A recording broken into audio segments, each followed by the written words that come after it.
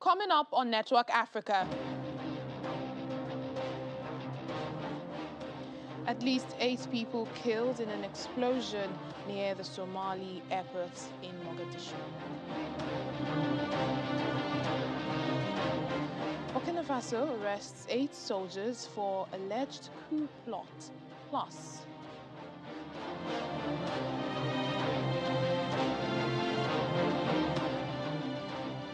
the United Nations calls on Tunisia to either release or properly charge the country's former Justice Minister, Noureddin Biri. Hello and welcome to the program. I'm Layo Adegoke. We begin in Somalia, where at least 8 people have been killed after a bomb exploded in the capital, Mogadishu. Officials from the city's ambulance service say a car bomb targeted a convoy, including bulletproof cars, using Avizion Street. The blast took place on a road by the entrance to a camp for the Somali Air Force, which is close to the international airport.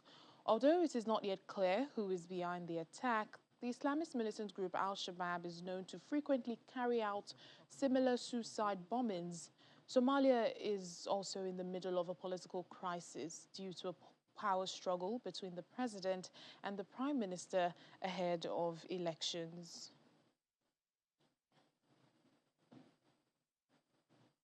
In the meantime, the U.S. State Department has warned Somali leaders against further delays to the indirect parliamentary elections and threatened to impose targeted sanctions, including visa restrictions.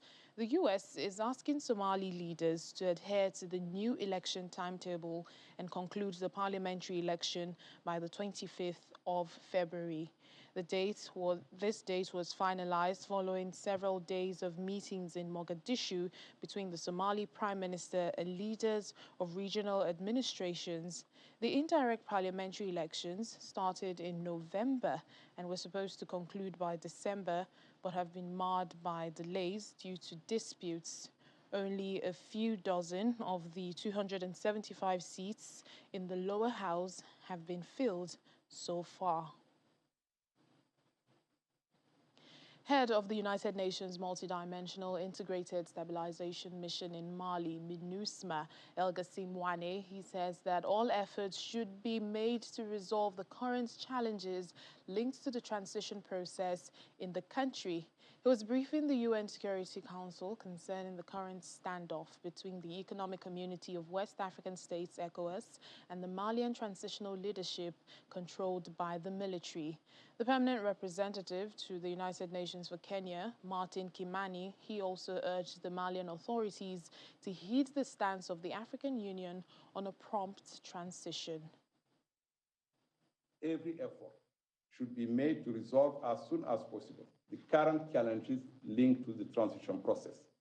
A protracted impasse will make it much harder to find a consensual way out while increasing hardships for the populations and further weakening state capacity. Such scenario will have far-reaching consequences for Mali and the region as a whole. The A3 reaffirms its support for the decisions of ECOWAS, including the imposition of sanctions on the military authorities in Mali to ensure an expedited transition to constitutional rule. We urge the transitional authorities to pay heed to the firm stance of the African Union's Constitutive Act in regard to unconstitutional government, and therefore, by extension, the Union's expectation of a prompt transition. Authorities in Burkina Faso have announced the arrest of 8 soldiers who are accused of plotting a coup. Among those arrested is Colonel Mohamed Emmanuel Zungrana. He's a well-known former army commander who has reportedly been critical of the government. The Justice Ministry says an investigation on the matter is underway. The last coup in Burkina Faso took place 7 years ago when a controversial military unit loyal to the ousted and exiled President Blaise Compaoré seized power. Well, joining us now for more on this is African Affairs analyst Alester Wilcox. Thank you so much for speaking to us on the program. What do you make of reports of an attempted coup in Burkina Faso? Well, thank you very much for having me. I want to say Happy New Year to you and to your esteemed listeners. I think this is my first time on the program this year.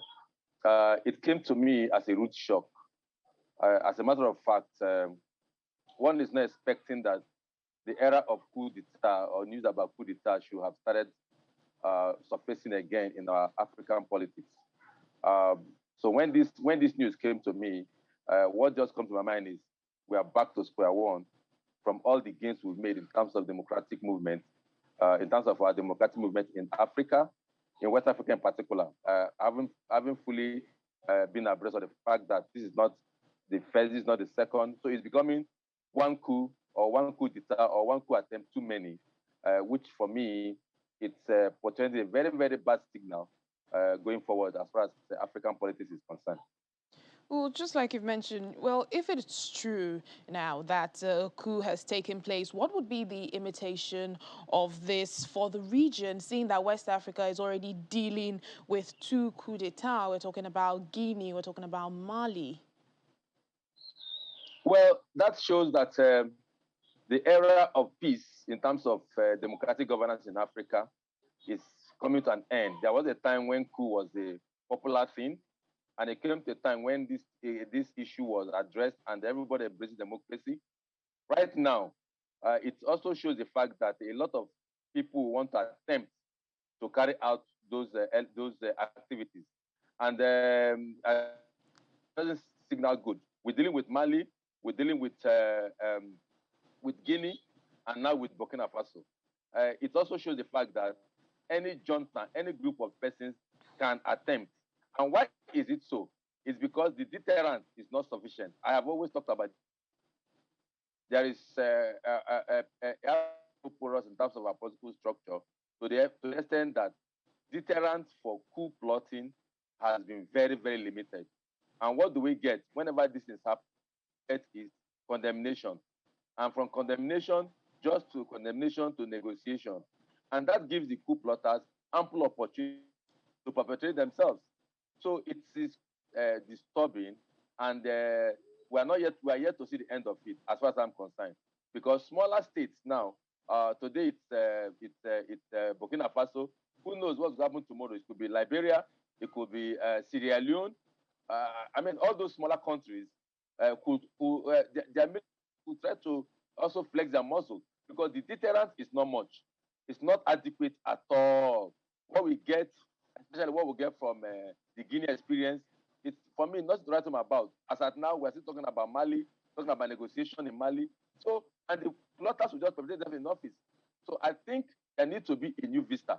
African leaders, especially the West African sub-regional grouping, which is the ECOWAS, need to come up with some serious measures. Because if this is not checked, I tell you, it could snowball.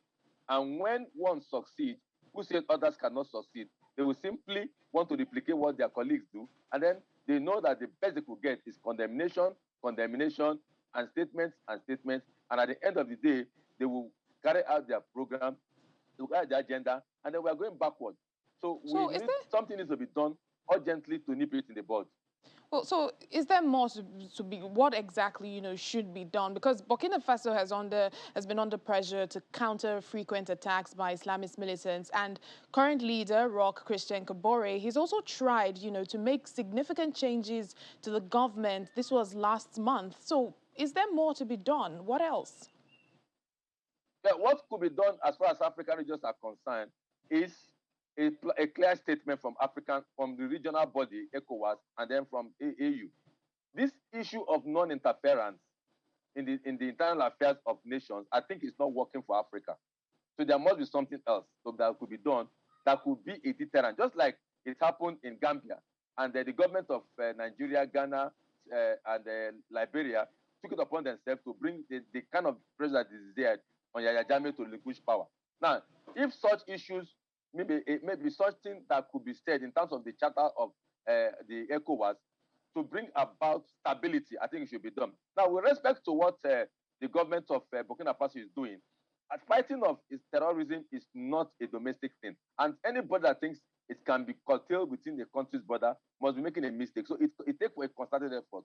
Anywhere it rears up its head, there should be a concerted effort from especially especially from these smaller countries that do not have strong military powers to confront these things.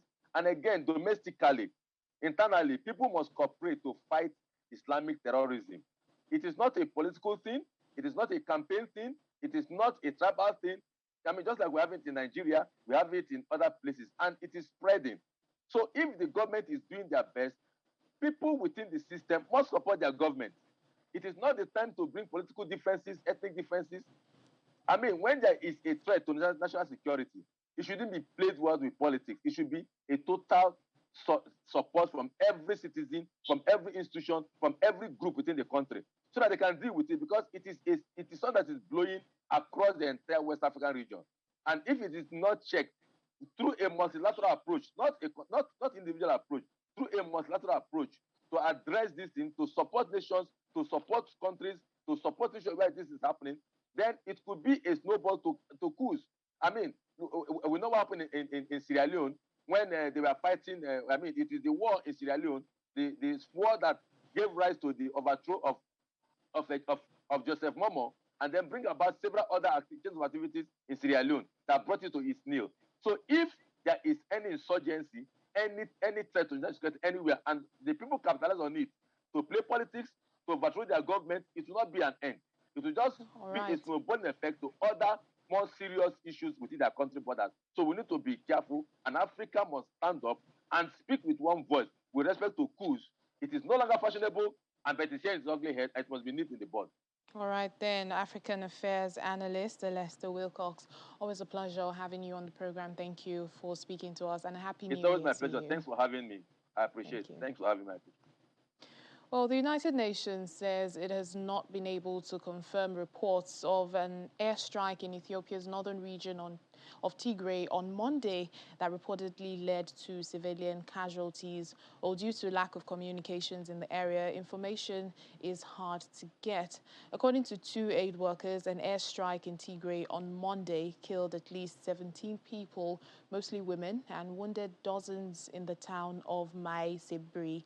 Well, here is the UN spokesperson, Stefan Dujarric, giving more details. Our humanitarian colleagues are telling us that they're aware of media reports of airstrikes in Tigray's northwest zone that took place yesterday and that led to several civilian casualties, reportedly. However, we have not been able to confirm these reports, nor the number of casualties due to lack of communications in the area. As you saw in yesterday's statement by the Secretary General, he is indeed deeply concerned about the impact of the conflict that continues to have on civilians in Ethiopia. Our colleagues in Mekele reported anti-aircraft fire this afternoon, but there's been no indication of bombardment of the city at this time. We, along with our humanitarian partners, have reduced movements in the northwest zone of Tigray following the airstrikes that took place Friday night, which reportedly killed more than 50 people and injured many others. We also continue to call on all parties to the conflict to immediately facilitate the free and sustained movement of humanitarian workers and supplies into Tigray, including medical supplies to treat civilians injured in recent attacks. The Secretary General reiterates his call for an immediate cessation of hostilities, including airstrikes, and for all parties to adhere to their obligations under international humanitarian law to facilitate humanitarian access and to ensure the protection of civilians, including humanitarian actors, premises, and sites. Still ahead on the program.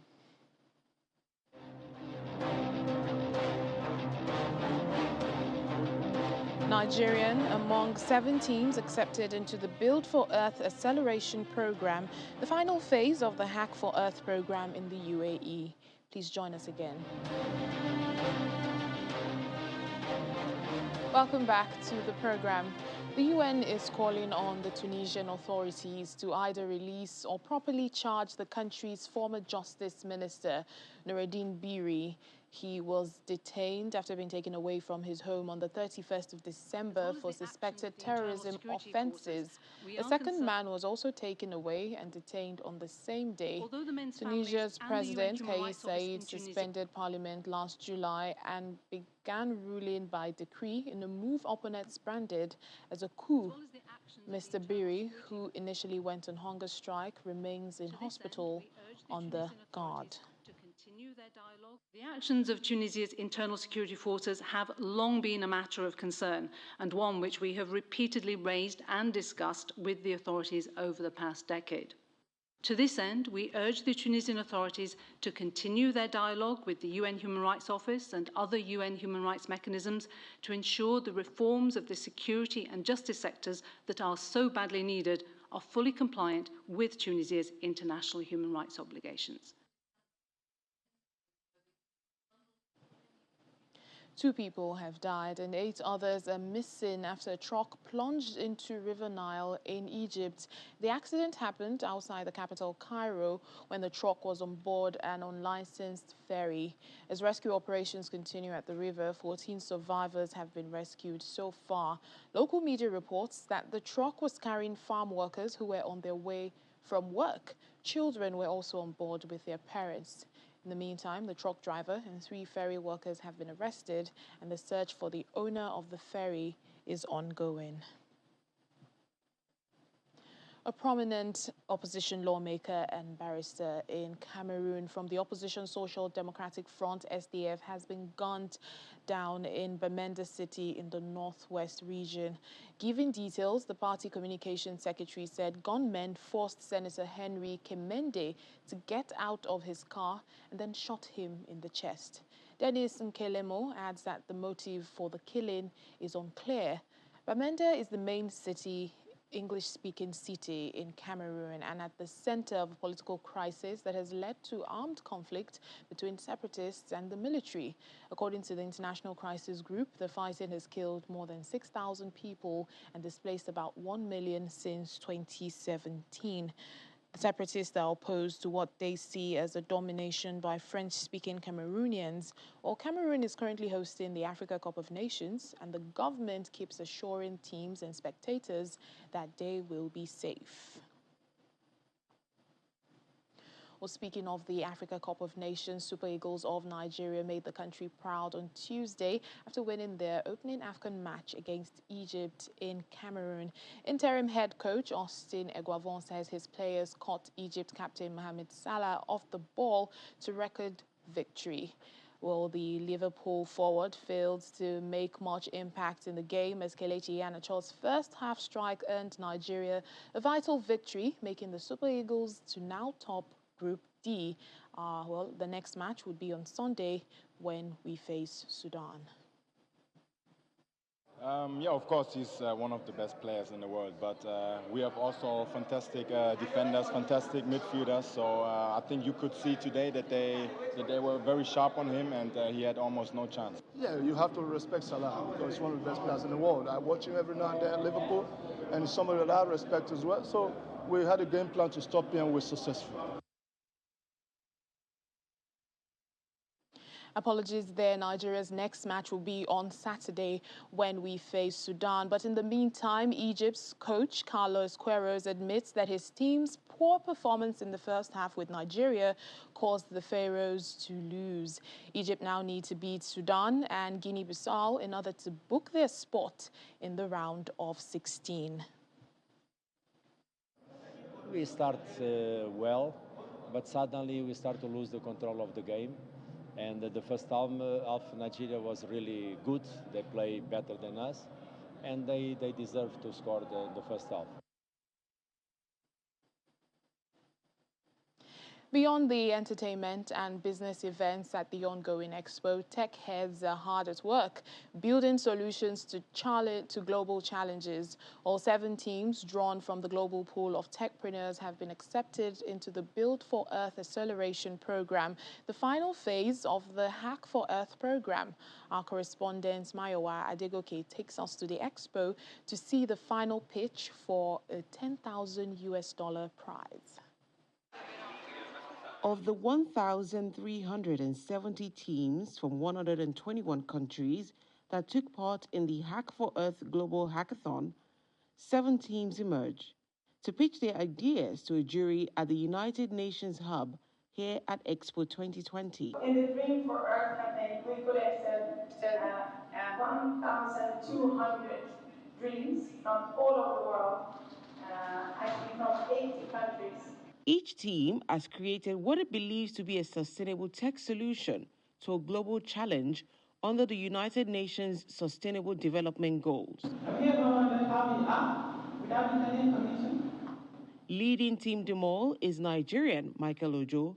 His group's aim is to bridge the digital and information divide in the world. When we use social CBT by putting the lives of people and community, and then help deliver the United Nations 2030 agenda to leave no one behind through a mobile, digital mobile telemedicine and information center that we are having.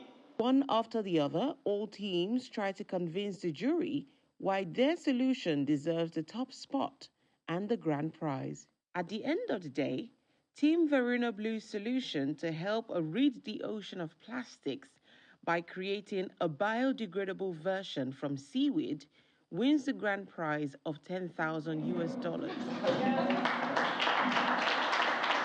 Our idea was to use this money to fly the rest of our team that's not already present in India to India to have like a field research trip to see the seaweed farms and meet the people, meet the local farmers there, and see what we can do. It is estimated that there are more than 5.25 trillion pieces of plastic waste in the oceans today, harming sea life and environment. Bioplastics are eco-friendly and manufacturing them consumes less energy. Michael's team and the other 5 teams that lost the grand prize will not go away empty-handed. Their solutions automatically enter the acceleration program Build for Earth. I've learned a lot during this process, and I believe it's something that will transform people's life. So I'll move. The passion is still there, the motivation is still there, despite the fact that I wasn't able to win the grand prize, but I believe the motivation is still there. We'll continue pushing for this because we believe that this is a life-changing innovation that's going to assist many thousands of people. And the idea is just to find a group of people who are going to be able to support us to be able to execute this innovation. Our head of Build for Earth, Christopher, will start working with them on their realization plans. How will they bring their solutions to life? What do they need in order to do that? Have they nailed the problem really? What is the next step when it comes to creating the team? What partnerships do they need? So actually they are coming back after working in Build for Earth. For 3 months, they will come back here to Expo 2020. Hack for Earth Hackathon is co-organized by the Sweden Pavilion in collaboration with Expo 2020 Dubai and is supported by several partners, including UNICEF. From Dubai in the United Arab Emirates, Maya Wadegoke for Channels Television News. Well, it's a big day for many Grade 1 pupils in South Africa as they start school today with the commencement of the 2022 academic session. Schools run from January to December and not from September, as most countries are used to. Well, this session begins with a significant number of pupils yet to be placed in schools. Some schools vandalized and COVID-19 still seeing a lot of school rotating the school week among classes. Well, Channels Television visited a township school in Sebokeng, an hour away from Johannesburg, to capture the mood of the school pupils on day 1 of school. It's day 1 of the 2022 academic session in South Africa. As early as 7:30 a.m., the Grade 1 and Grade R pupils were seen being handed over to teachers by their parents and guardians. I'm very happy, but I'm a bit nervous on how he's going to cope on his first day at school. While the bigger pupils fitted in naturally. For the young ones, it's the first day of big school. Many were eager, while some were a bit reluctant. Once settled in the Grade 1 class, the pupils told us how big their dreams are.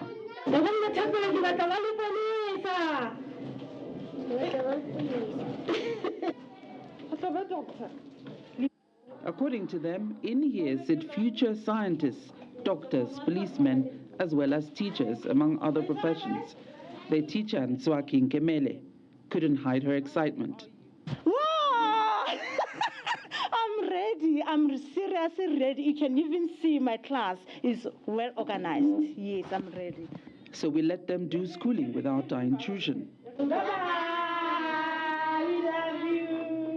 The Premier of Gauteng Province, David Makura, also came calling, along with other government officials, to wish them well. Sitlabucha Primary School is a recently refurbished township primary school to the tune of 95 million rand. This is your school. We can't keep building schools and they are vandalized. And then communities where the schools are sit and they are waiting for government to do something. I know there are many communities that have taken steps. They are working with law enforcement. So this school must be safe. It belongs to this community. And this must be a year of tremendous progress in Gauteng Province. Now what's school time without playtime?